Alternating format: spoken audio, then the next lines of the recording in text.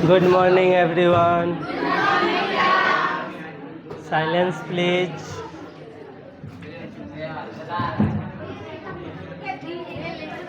Silence.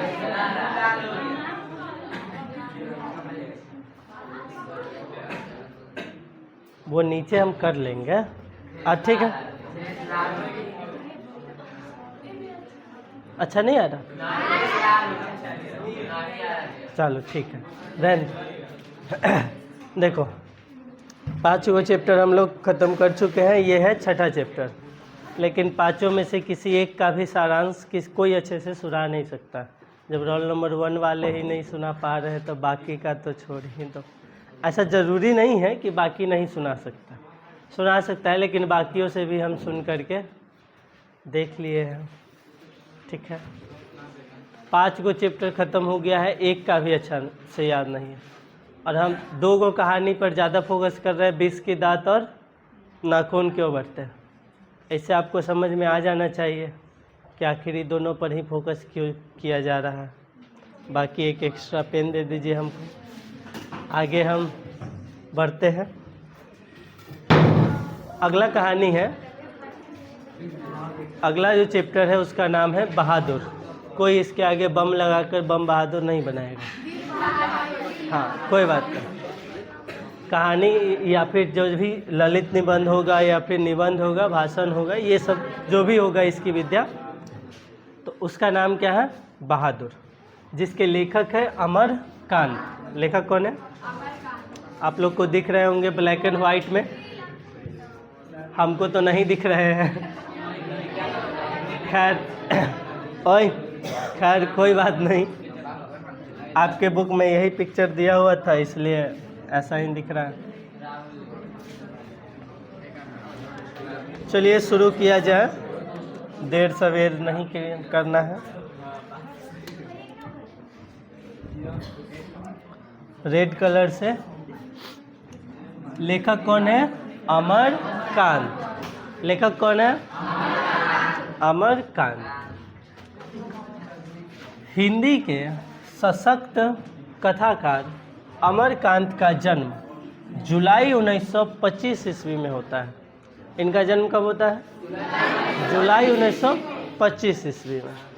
यहाँ पे date confirm नहीं किया है, लेकिन मंथ दिया हुआ है। तो जुलाई 1925 ईस्वी में इनका जन्म होता है। नागरा बलिया, उत्तर प्रदेश। कहाँ पे जन्म होता है इनका? नागरा बलिया, उत्तर प्रदेश में हुआ। उन्होंने गवर्नमेंट हाई स्कूल बलिया से हाई स्कूल की शिक्षा पाई। हाई स्कूल मतलब 10th नहीं, 12th तक। 12th या फिर 10th ही समझिए, अभी 10th तक ही। जैसे अभी जो है हाई स्कूल सबको अपग्रेड करके 12 तक कर दिया गया। पहले जो भी हाई स्कूल सब था वो 10th तक ही था। आप मिडिल स्कूल में 8 क्लास तक पढ़ते थे, उसके बाद वहाँ से टीसी लेकर के जाते थे, 9th 10th पढ़ते थे हाई स्कूल में, उसके बाद कॉलेज में 11th 12th होता था। लेकिन अब वही हाई स्कूल को अपग्रेड करके 12 तक कर दिया गया, तो 10th तक ही समझिए, पहले 10th तक ही था। ये जो बलिया है, ये ज़िला सटा हुआ है बिहार से। बिहार के जो पश्चिमी राज्य है, पश्चिमी ज़िला है, जैसे बक्सर, आरा, ये सब हो गया, तो उधर, और यूपी का जो पूर्वी एरिया हो गया वो बलिया, ये सब, तो दोनों आपस में सटा हुआ है। तो बलिया जो उत्तर प्रदेश में है, यहाँ पे उनका जन्म होता है। किनका? अमरकांत जी का जन्म कब हुआ? तो जुलाई 1925 ईस्वी में। ये वहीं के सरकारी विद्यालय गवर्नमेंट हाई स्कूल बलिया से हाई स्कूल की शिक्षा पाई। कुछ समय तक उन्होंने गोरखपुर और इलाहाबाद में इंटरमीडिएट की पढ़ाई की। गोरखपुर और इलाहाबाद में। इंटरमीडिएट मतलब इंटर, अब चाहे वो आईए किए हैं, सॉरी आईएससी किए हो या फिर आईए किए हो, इंटर ऑफ आर्ट्स या फिर इंटर ऑफ साइंस, चाहे वो फिजिक्स केमिस्ट्री मैथ्स की तरफ से गए होंगे, चाहे ये भूगोल ज्योग्राफी इतिहास ये सब से गए होंगे। तो इंटरमीडिएट की पढ़ाई कहाँ से किए हैं वो? गोरखपुर, इलाहाबाद में। जो 1942 के स्वाधीनता संग्राम में शामिल होने से अधूरी रह गई, उनकी पढ़ाई अधूरी रह गई 1942 के स्वाधीनता संग्राम में शामिल होने की वजह से।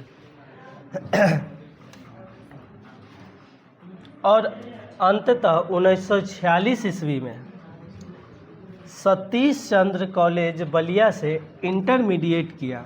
उन्होंने 1947 ईस्वी में इलाहाबाद विश्वविद्यालय से बीए किया और 1948 ईस्वी में आगरा के दैनिक पत्र सैनिक के संपादकीय विभाग में नौकरी कर ली। देखो कहा क्या जा रहा है कि वो इंटरमीडिएट कर रहे थे 1942 में। कब कर रहे थे? 1942 में। लेकिन 1942 के स्वतंत्रता संग्राम में शामिल होने की वजह से पढ़ाई उनका छूट गया। उसके बाद वो संग्राम जब ख़त्म हुआ तब 1946 में वो इंटरमीडिएट किए, उस कॉलेज से नहीं, किसी दूसरे कॉलेज से जिसका नाम है सतीश चंद्र कॉलेज। तो ये बलिया में एक कॉलेज है, इससे वो क्या किए? इंटरमीडिएट किए, यानी इंटर की पढ़ाई किए। उसके बाद इलाहाबाद विश्वविद्यालय से, कौन विश्वविद्यालय? इलाहाबाद, इससे वो बीए किए, बैचलर ऑफ आर्ट्स, जिसको ग्रेजुएशन हम लोग जानते हैं। ग्रेजुएशन में ही कई प्रकार का होता है, बीए होता है, बीएससी, बीकॉम, बीटेक, ये सब। इंजीनियरिंग भी बैचलर में ही आता है। बीटेक जिसको बोलते हैं, BTech of computer, BTech of electrical, सब टेक्निकल में है। तो वो सब भी क्या होता है? ग्रेजुएशन ही होता है। तो ये अपना ग्रेजुएशन कहाँ से किए? इलाहाबाद विश्वविद्यालय।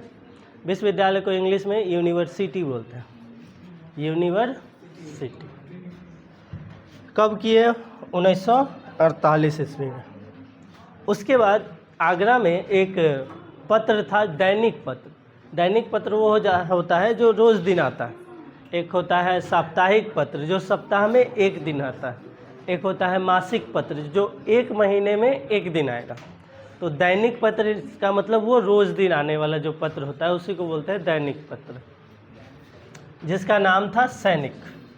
उस दैनिक पत्र का नाम क्या था? भारत में सबसे पहला पत्र का नाम क्या है? बंगाल गजट। इतिहास में पढ़े होंगे, बंगाल गजट। तो सैनिक के संपादकीय विभाग में नौकरी कर ली। ये किस में नौकरी कर लिए?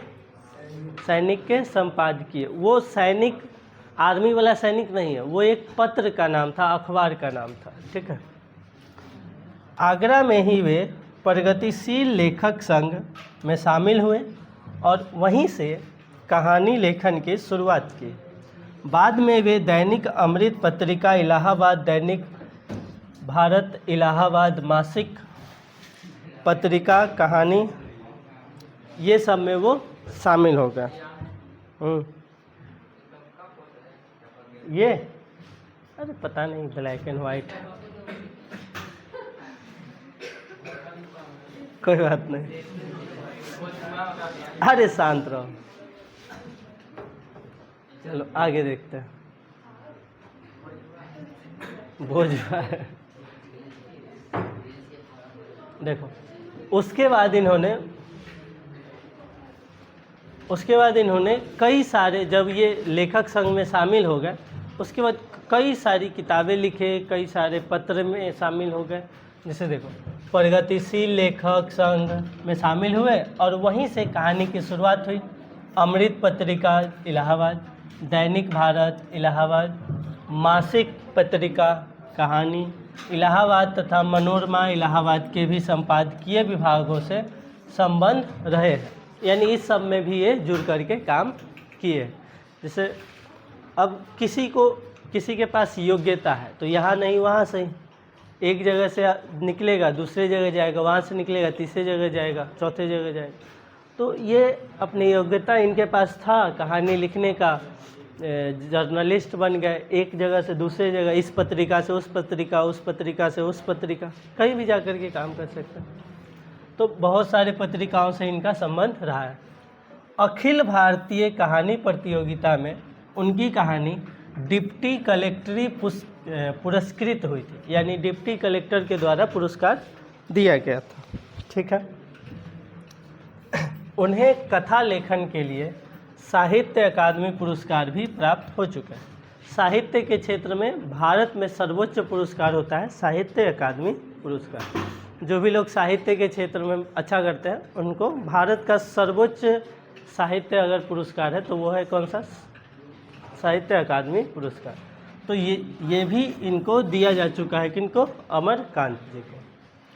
आज़ादी के बाद के हिंदी कथा साहित्य के महत्वपूर्ण कथाकार अमरकांत की कहानियों में मध्य वर्ग, विशेषकर निम्न मध्य वर्ग के जीवनानुभवों और निजी विषय का बेहद प्रभावशाली और अतरंग चित्रण मिलता है।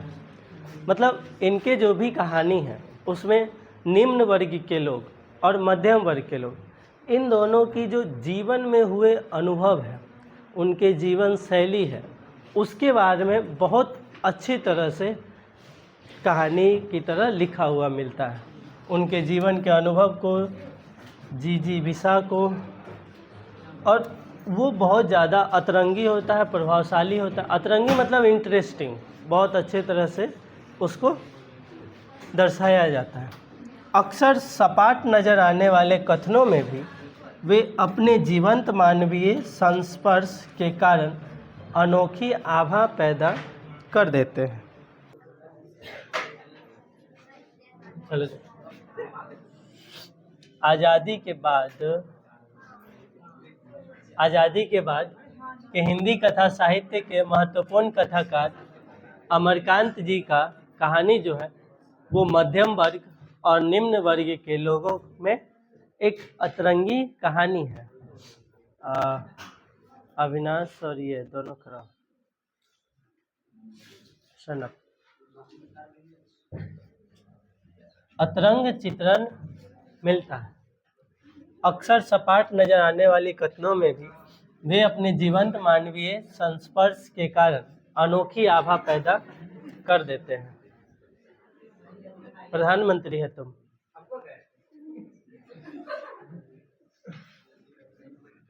अमरकांत के व्यक्तित्व की तरह उनकी भाषा में भी एक खास किस्म का फक्करपन है। देखो, फक्करपन का मतलब ये हो सकता है कि कोई जो है वो बहुत ज़्यादा बोल देता है, कब कहाँ किस तरह से बोलना है वो उसमें नहीं होगा।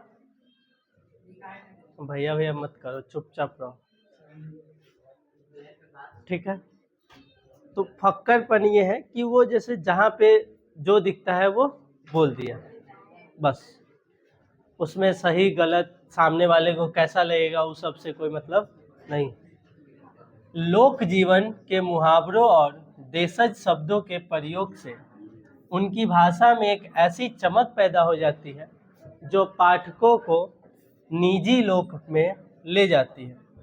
अमरकांत के कई कहानी संग्रह और उपन्यास हैं। जिंदगी और जोक, देश के लोग, मौत का नगर, मित्र मिलन, कुहासा आदि उनके कहानी संग्रह हैं। और सूखा पत्ता, आकाश पक्षी, काले उजाले दिन, सुखजीवी, बीच की दीवार, ग्राम सेविका आदि उपन्यास है। उन्होंने वानर सेना नामक एक बाल उपन्यास भी लिखा। उनका एक बाल उपन्यास भी है जिसका नाम है वानर सेना।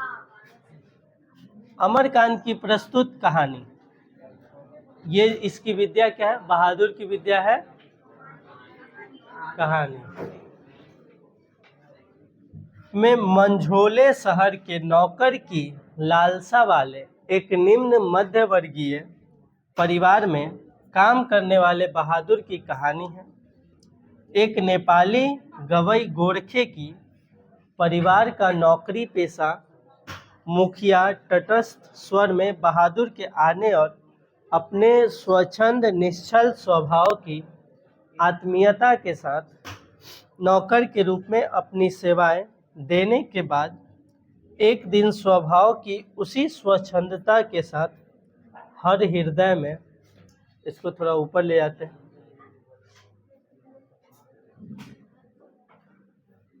अच्छा खत्म है अब, कोई बात नहीं।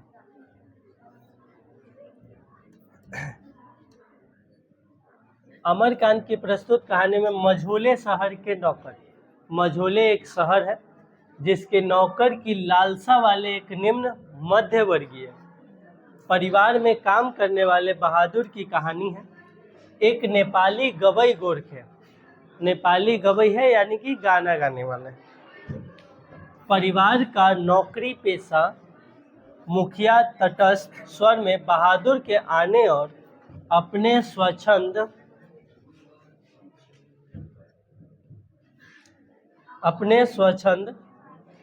निश्चल स्वभाव की आत्मीयता के साथ नौकर के रूप में अपनी सेवाएं देने के बाद एक दिन स्वभाव की उसी स्वच्छंदता के साथ हर हृदय में एक कसकती अंतर व्यथा देकर चले जाने की कहानी कहता है। लेखक घर के भीतर और बाहर की यथार्थ को बिना बनाई सवारी सहज परिपक्व भाषा में पूरी कहानी बयां करता है। हिंदी कहानी में एक नए नायक को यह कहानी प्रतिष्ठित करती है। ये कहानी जो है वो एक मझोले शहर के नौकर के बारे में है, एक गवई के बारे में है जो कहाँ के है, नेपाली, और उसी के बारे में इसमें अच्छे से बताया गया। कौन से, तो मध्यम वर्गीय, और इसकी विद्या क्या है, तो कहानी। तो आपको फिर से वही बात याद क्या क्या रखना है, तो याद रखना है 5 पॉइंट। सबसे पहला तो लेखक का नाम क्या है, अमरकांत। जन्म जुलाई 1925, जुलाई 1925। घर बलिया उत्तर प्रदेश, बलिया उत्तर प्रदेश। और प्रारंभिक शिक्षा बलिया के ही गवर्नमेंट स्कूल या government high school, government high school. उसके बाद 1942 के स्वतंत्रता संग्राम में शामिल, स्वतंत्रता संग्राम में शामिल।